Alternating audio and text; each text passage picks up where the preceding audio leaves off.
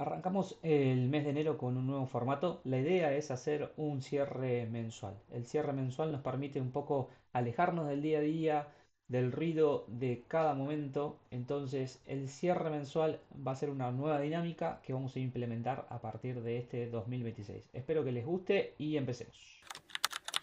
Bien, comenzamos en el plano local. Lo primero que vamos a analizar es el dólar. En todas sus variantes, MEP, contado con liquidación, mayorista, minorista, el dólar tuvo en enero una caída punta a punta. Fíjense cómo a lo largo de todo el mes el dólar fue cayendo hasta encontrarse en estos niveles alrededor de 1460, 1500. Esos son los niveles que está manejando más o menos todos los distintos tipos de cotizaciones. Esto lo ubica a un 8% del techo de la banda que está ubicado en este puntito azul que vemos acá arriba, ¿sí?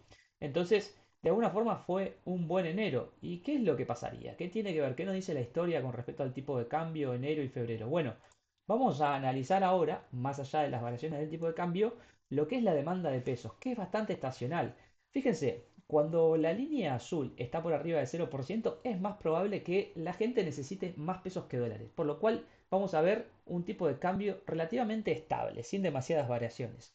Cuando la línea azul cae por abajo de cero, lo que sucede es que hay más demanda por el dólar. Entonces, al haber más demanda por el dólar, es decir, que la gente tiene más propensión, digamos, a ir a buscar el dólar, eso puede hacer de alguna manera que el tipo de cambio se mueva un poquitito al alza. Eso es lo que lo marca por lo menos el promedio de los últimos 19 años. Vamos a ver si eso efectivamente empieza a suceder ahora en febrero, marzo y después a partir de abril, mayo empieza el ingreso fuerte de dólares por las liquidaciones de la cosecha. Entonces es ahí en donde volvemos a tener quizás un descenso o una estabilidad del tipo de cambio. Por lo menos eso es lo que ha marcado lo que tiene que ver con la demanda de pesos. ¿Sí? A tenerlo presente ahora para febrero, que puede ser que el tipo de cambio no siga estable o cayendo.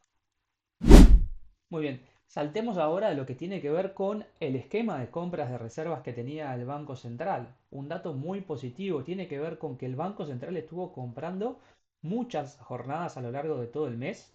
Fíjense, cada una de las líneas verdes es la cantidad de compras que hizo en monto. Y después tenemos cada uno de estos puntitos que nos marca el 5% del volumen de operación que hubo en esa jornada. Ese era el límite máximo que el Banco Central había establecido para comprar. Pero hay algunos días, como por ejemplo el 14 de enero, estuvo muy por encima de ese límite del 5% las compras que hizo el Banco Central. Entonces, esto es positivo, lo celebramos de alguna manera, y termina el Banco Central acumulando reservas en el mes de enero por 1.158 millones de dólares. Un número impresionante. La verdad que está por afuera de todo lo que hubiéramos imaginado recientemente. Este hecho es positivo. Y es positivo porque impacta en lo que tiene que ver con otra variable que nosotros a lo mejor como inversores nos interesa mucho.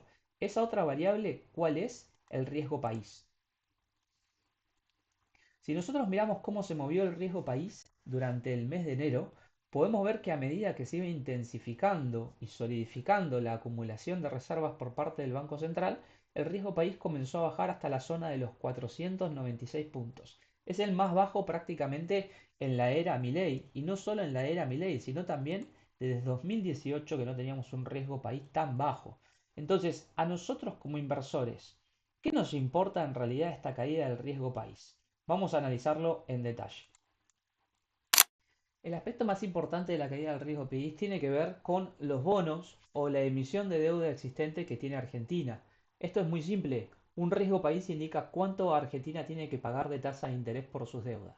A medida que el riesgo país baja, lo que tiene que pagar por su deuda es cada vez menor en términos de tasa.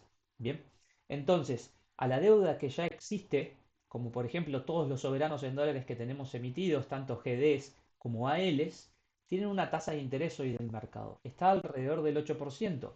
Una caída del riesgo país implica que los precios de esos bonos van a subir porque tienen una relación inversa. Caída del riesgo país implica suba del precio de los bonos. ¿Cómo fue la suba del precio de los bonos en el mes de enero?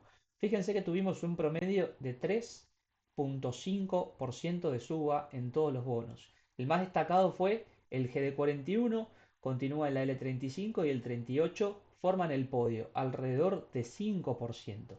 Esto es así porque los bonos con vencimientos más largos, 38, 41, 35, son más sensibles a movimientos de la tasa de interés. Y cuando la tasa de interés va bajando porque cae el riesgo país, es más probable que su precio suba más abruptamente en los bonos más largos. Muy bien, salgamos del riesgo país y vamos a la inflación. El último dato publicado que tuvimos en el mes de enero tiene que ver con la inflación de diciembre. Nos permite entender cómo cerró definitivamente la inflación durante 2025. El dato publicado en diciembre, en enero, perdón, para diciembre fue 2,8%, un poco por encima de lo que se esperaba que fuera a ser diciembre. Ahora bien, este dato, a pesar de ello, nos da una inflación de cierre del año 2025 en 31,5%, final para todo el año 2025. Es igualmente una de las más bajas en muchos años. ¿Y qué pasó con el dólar? El dólar subió apenas 26%, con lo cual volvemos a tener por segundo año consecutivo una suba de la inflación que está por encima de la variación de tipo de cambio. Eso es importante tenerlo en cuenta al momento de realizar nuestras inversiones. El dato de inflación que vamos a conocer próximamente tiene que ver con el mes de enero, se conocerá en unos días dentro de febrero, se espera que pueda estar en 2% según el último relevamiento de expectativas de mercado que publica el Banco Central. Las proyecciones para lo que es 2026, es decir, qué espera el consenso de los analistas en ese relevamiento de expectativas de mercado, bueno, en el último que se conoció, que fue en diciembre, que se publicó en los primeros días de enero, dicen en el consenso que la inflación estará alrededor del 20% para todo el año. ¿Y el tipo de cambio cuánto variaría? 18% para todo 2026. Esto nos habla nuevamente, una inflación ganándole al dólar. Muy bien, pasamos al mercado local ahora. Dentro del mercado local empezamos con los bonos. Recién analizamos cómo era el impacto del riesgo país en el precio de los bonos. Riesgo país cayendo, precio de los bonos subiendo. ¿Cuál sería ahora, a partir de la suba que han tenido, el remanente de suba que le podría quedar a estos bonos en caso de que el riesgo país continúe cayendo? ¿Cómo lo medimos eso? Bueno, hacemos determinadas estimaciones y un modelado. Hoy por hoy los bonos tienen un rendimiento entre 8% y 9%, esta columna que podemos ver por acá. Si el riesgo país continúa cayendo, eso implicaría, supongamos que el riesgo país llega a una zona de 400 puntos desde los 493 que está hoy, bueno, que toda la deuda que tiene Argentina debería estar rindiendo alrededor de 7% de rendimiento, lo que conocemos como una TIR de 7%. Entonces, esta tabla lo que nos dice es que si nosotros vamos a un nivel de riesgo país alrededor de 400 puntos, podríamos llegar a una TIR de 7% para los bonos y por lo tanto les quedaría esta suba remanente a los bonos desde los precios actuales, precios de cierre del mes de enero. Entonces, ¿cuáles serían los más atractivos? Si nosotros podemos ver acá. Bueno, en el caso de los bonos ley argentina, tendríamos esta suba del 12% en la L35, el 38 o el 41. Si tienen el mismo potencial de suba, en este caso me gusta más el AE38 porque paga mejores cupones. En el caso de los ley internacional, ley Nueva York, ¿en dónde podrían estar las oportunidades? En este caso acá nos vamos al bono GD41 o al GD46. En estos casos podríamos tener subas de 12% o de 14% en dólares en cuanto la tasa de rendimiento llegue al 7%. ¿Con cuál me quedo acá? Me quedo con el GD41 porque tiene un poco más de volumen que el GD46. Continuando con lo que es el mercado local, vamos ahora a la parte de renta variable. ¿Cómo le fue al Merval en pesos? Bueno, en pesos subió un 4%. Y si lo medimos en dólares, subió un 5%. ¿Por qué subió más en dólares? Porque como vimos previamente en el video, hubo cierta depreciación del dólar con respecto al peso. Eso favorece que en realidad las ganancias medidas en dólares sean un poquito más altas. De cara a futuro, la caída del riesgo país va a favorecer positivamente que el Merval pueda seguir subiendo de precio.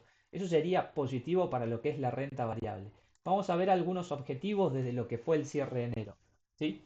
Entonces, desde los precios 2121, fíjense cómo durante los últimos meses estuvo tratando de superar esa zona y no lo hubiera logrado, bueno, desde acá podría subir un 14% hasta la zona de $2.400 aproximadamente, que fue el máximo histórico que tuvo acá a principios del año pasado, en enero.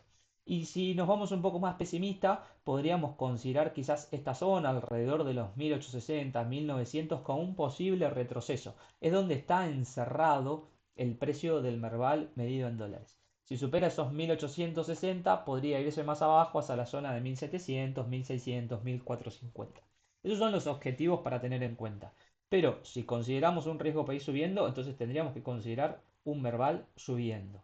Analizándolo en puntual, en términos de las acciones del panel líder y en pesos, durante enero tuvimos varias ganadoras. Vima es una de ellas, continúa por el banco Valo. Después también tenemos algunos bancos, pero se quedan rezagados Superville y Banco Galicia. YPF tuvo una buena performance, igual que TGS, no así el resto del sector de utilidades. Nos vamos de Argentina ahora y analizamos un poco el mercado global. En enero lo que sucedió principalmente es que el dólar continuó debilitándose.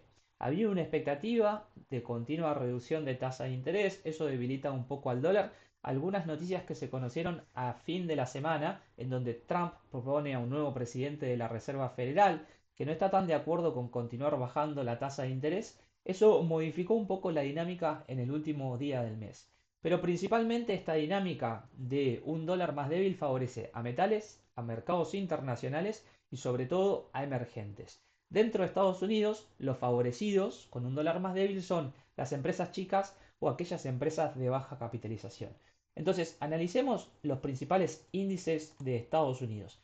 ¿Cuáles fueron las ganadoras? Efectivamente, las empresas de baja capitalización, el Russell 2000 con su ticker IWM, y le sigue lo que son las empresas de mediana capitalización. Son empresas no tan importantes las que están agrupadas en estos dos casos, ganando un 5.5% en dólares y un 4% en dólares a lo largo de todo el mes. Fíjense cómo los índices más conocidos por nosotros, el Dow Jones, el S&P 500 o el tecnológico Nasdaq a través del ETF QQQ, tuvieron subas un poco más moderadas, ¿sí? Eso es efectivamente lo que sucede cuando tenemos un dólar más débil. Continuamos dentro de Estados Unidos, pero ahora la idea es analizar la performance por sector. Si agrupáramos todas las empresas, las podemos dividir en 11 sectores dentro de la economía de Estados Unidos. ¿Cuáles fueron esos sectores más favorecidos? Energía, principalmente por la intrusión de Estados Unidos adentro de Venezuela para sacarlo a Maduro. Eso despertó mucho apetito y mucho interés por las empresas del sector petrolero de Estados Unidos que están adentro de energía. En segundo escalón, tenemos adentro del podio lo que son materiales básicos. ¿Qué empresas podemos encontrar en materiales básicos? Principalmente muchas ligadas a lo que tiene que ver con la explotación de minerales o metales que tuvieron una muy buena suba que ahora vamos a analizar. Y en tercer lugar se encuentra la parte de consumo defensivo. Empresas como por ejemplo Amazon, Coca-Cola, Walmart se encuentran dentro de esta parte de consumo defensivo. Un dólar más débil favorece a estas empresas. Nos vamos ahora de Estados Unidos hacia mercados emergentes, mercados desarrollados, un despertar del mundo que se venía viendo desde el año pasado, pero ahora se intensifica. Dentro de todo el mapa global, nosotros tenemos la parte de mercados emergentes. Adentro de mercados emergentes, lo más destacado fue Latinoamérica. Y puntualmente adentro de Latinoamérica lo tuvimos a Brasil. ¿Cuáles son los tickers? Mercados emergentes es EEM. Latinoamérica está hace poquito en el mercado local con su ETF ILF y Brasil es con el EWZ. Si vamos puntualmente al gráfico, vamos a ver cómo Brasil tuvo una suba extraordinaria de 16% en el mes de enero. Lógicamente, como gran parte del índice latinoamericano es Brasil, ILF acompañó con un monto similar también de 16%. Mercados emergentes subió un 8%.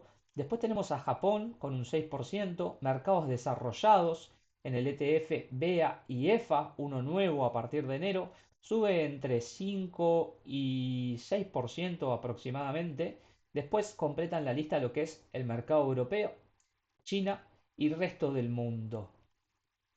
Por último, el listado lo cierra lo que tiene que ver con metales, mineras y cripto. Acá tuvimos un mes muy intenso, muy dinámico, especialmente en lo que tiene que ver con los metales. Fíjense lo que es la suba de este ticker que es la plata. La plata subió un 47% en enero únicamente, pero fíjense cómo los últimos días tienen un declive bastante importante, que continúa ahora al inicio de los días de febrero.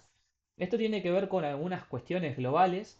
En particular se dice que cambiaron lo que tienen que ver las garantías que presentan al momento de negociar. Entonces al cambiar las garantías, eso fuerza algunas ventas, es lo que hizo caer sobre todo el precio de los metales en los últimos días, iniciado ahora febrero también.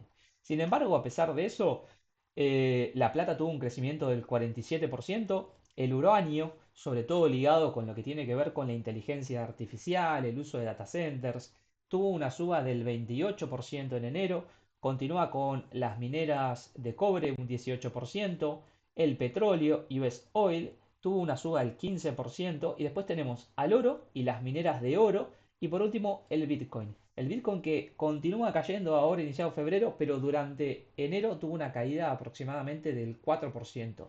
Todavía el Bitcoin muestra cierta debilidad en valores de $75.000. Puede ser una oportunidad como para empezar haciendo algunas compras. Esto es lo que nos deja el mercado internacional en el mes de enero. Por eso completamos lo que tiene que ver con el análisis del mes de enero, las variaciones de los principales índices, metales. Es importante recordar que todo lo que estuvimos analizando es alcanzable e invertible por medio del mercado local a través de CEARs, de acciones o de distintos instrumentos, con lo cual hacemos un análisis a partir de eso. Si te interesó este resumen, déjame un like. Si querés contar con nuestros servicios de asesoría, tanto en Balance, en InView o en Invertir Online, nos puedes contactar. En la descripción dejamos los datos de contacto y nos vemos el próximo mes. Adiós.